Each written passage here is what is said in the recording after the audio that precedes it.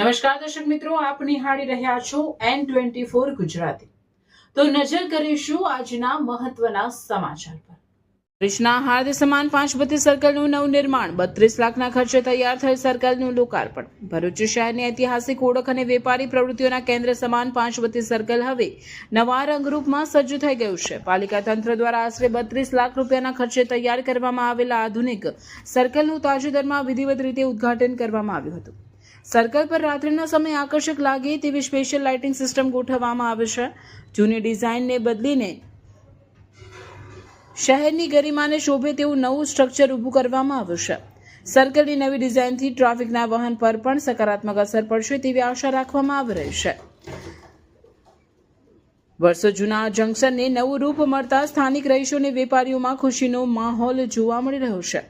શહેરના સુશોભન અને આધુનિકીકરણની દિશામાં એક મહત્વનું પગલું માનવામાં આવે છે। ભૃગુ ઋષિ પરથી સંસ્કૃતમાં ભૃગુ કચ્છ પર કહેવાય છે અને આજે આ ભરૂચ અનેક યોદ્ધાઓ આ ભૂમિમાંથી પ્રાપ્ત થયા છે। પંડિત ઓમકારનાથજી, કનૈયાલાલ મુનશીજી જે સ્વતંત્ર ભારતના પ્રથમ શિક્ષણ મંત્રી તરીકે પણ રહ્યા છે અને એઓએ એ વખતે વૃક્ષારોપણ માટેની જહેમત કરીને તમામ વિસ્તારની અંદર વૃક્ષોનું વાવેતર થાય એ માટે પણ પ્રેરણા એમણે આપી હતી। આજે અહીંયા 5 બત્તી જે અંગ્રેજોના સમયની અંદર લાઇટ નહોતી ત્યારે 5 ફણસ લગાવતા હતા અને એના પરથી 5 બત્તી નામ આપવામાં આવ્યું હતું। આજે અહીંયા આ સર્કલને નવીનીકરણ કરવા માટે અમારા પીપી સવાણી યુનિવર્સિટીના કરતાર તેવા રમેશભાઈ સવાણી અને એમની ટીમે 32 લાખના ખર્ચે અહીંયા સરસ મજાનું જે ભરૂચની જૂની ઓળખ છે 5 બત્તી એ રીતનું અહીંયા આજે સર્કલ બનાવીને આજે લોકો બધે ત્યારે આ ભરૂચની પ્રજામાં એક બ્યુટિફિકેશનનો પણ વધારો થઈ રહ્યો છે। ત્યારે આવી રીતે ભરૂચના પણ અનેક સર્કલો જે નવીનીકરણ થઈ રહ્યા છે। આવનારા દિવસોમાં સત્યનાથ સર્કલ પણ, બંબાખાના, સોનેરી મહેલ આ બધા નવીનીકરણ થઈ રહ્યા ત્યારે ભરૂચની શોભામાં અતિ વધારો થવાનો છે। હાર્ડસમા 5 બત્તી વિસ્તારમાં પીપી સવાણી યુનિવર્સિટીના કરતા હતા રમેશભાઈ સવાણી અને એમની ટીમ દ્વારા અંદાજિત 32 લાખ રૂપિયાના ખર્ચે નવા સર્કલનું ઓપનિંગ કરવામાં આવ્યું છે।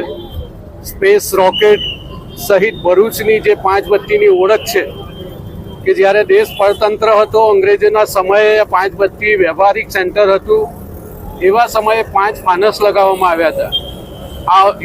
આ ઓળખને પણ યથાવત રાખીને નવા સર્કલમાં અનેક પ્રકારના મેસેજીસ સાથે ભરૂચના મધ્યમાં આ સર્કલનું ઇનોગ્રેશન થયું છે। સવાણી ગ્રુપના પ્રતિનિધિઓની પણ ઉપસ્થિતિ છે। અત્રેથી ભરૂચ નગરપાલિકા દ્વારા અને ભરૂચ શહેરના નાગરિકો વતી પીપી સવાણી યુનિવર્સિટી ગ્રુપનો આભાર માનીએ છીએ। આ જ પ્રકારે શક્તિનાથ સર્કલનું નવું રિનોવેશન થઈ રહ્યું છે। સોનેરી મહેલ ખાતે પણ જે સરદાર વલ્લભભાઈ પટેલની પ્રતિમા સાથેનું સર્કલ છે એ પણ નવું બનાવવાનું આગામી સમયમાં આયોજન છે। વેજલપુર બંબાખાને પણ નવું સર્કલ બનાવવાનું આયોજન થઈ ચૂક્યું છે। આની સાથે સાથે દેશના મહાપુરુષો એમની પ્રતિમા લગાવવાનું પણ લગભગ તમામ સર્કલો ઉપર આયોજન થઈ ચૂક્યું છે। આજે આ સર્કલના લોકાર્પણથી ભરૂચની સુંદરતામાં વધારો થશે।